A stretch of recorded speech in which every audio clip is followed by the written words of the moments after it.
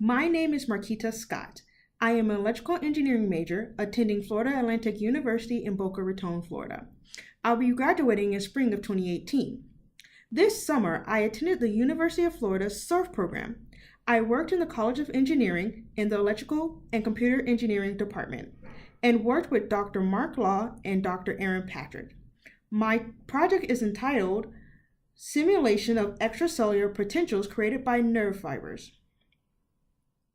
In our research, we're interested in modeling the electrical response of single fibers in the peripheral nervous system. We want to simulate extracellular potentials created by nerve fibers so that we can eventually look at the effects of crosstalk between fibers, as well as understand the role of drift and diffusion of ions in the extracellular space. Of the peripheral nervous system is to carry information of sensory stimuli to the brain. The spinal cord is a long tubular bundle of nerves that leads to the brain, which makes up the central nervous system.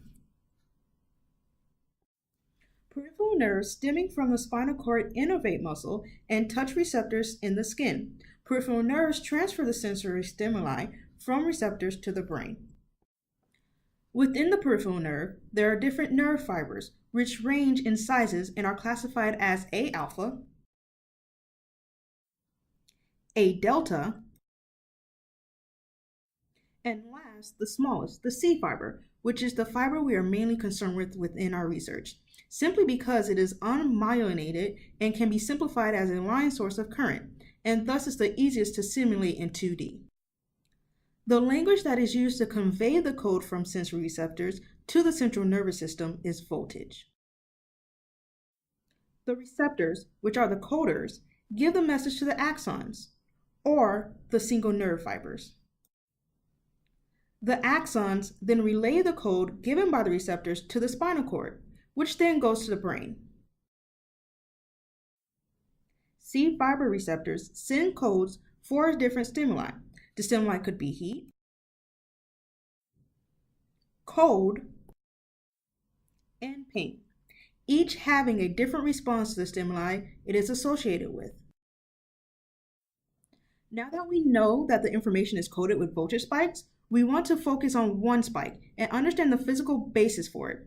Hodgkin and Huxley have determined that a specific ion in the fiber membrane open and close with respect to time and are responsible for the spike in the membrane voltage.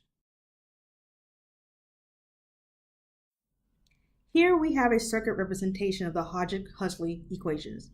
The fiber membrane is modeled by a capacitor. The resistor, together with their own batteries, model the ion channels within the cell membrane. The total current is represented by the first equation, which is the sum of the ion channel currents and the capacitive current across the membrane. The ion channels, made up of sodium and potassium and other leakage ions, are represented in the second differential equation. Remembering that the final goal is to simulate the extracellular voltage coming from a nerve fiber, we need a realistic model of a current source that corresponds to a spike in a membrane voltage. Thus, we discretize the Hodgkin-Huxley equations using the Euler method and feed that information into a finite element-based simulation tool named FLUDS. Here is some of the MATLAB code used to perform the time discretization.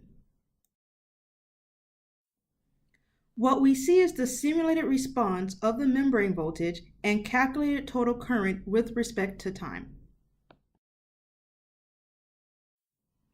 The next set of charts shows the response to the current of only the sodium and potassium ion channels, maybe more. The difference in the polarity of the waveform represents the flow in ions going into or out of the cell. This next movie shows the simulation results from FLUDS, the finite element simulator, showing the extracellular voltage response to a Hodgkin-Huxley derived current source. In this simulation, the current source represents a 10 micrometer diameter C fiber residing at the bottom left corner. You are seeing how the voltage outside of the fiber spreads out and decays in 2 dimensions away from the source. Using simulations such as this, we can begin to ask questions about how two fibers spaced close together may influence one another. And this concludes my summer research at the University of Florida.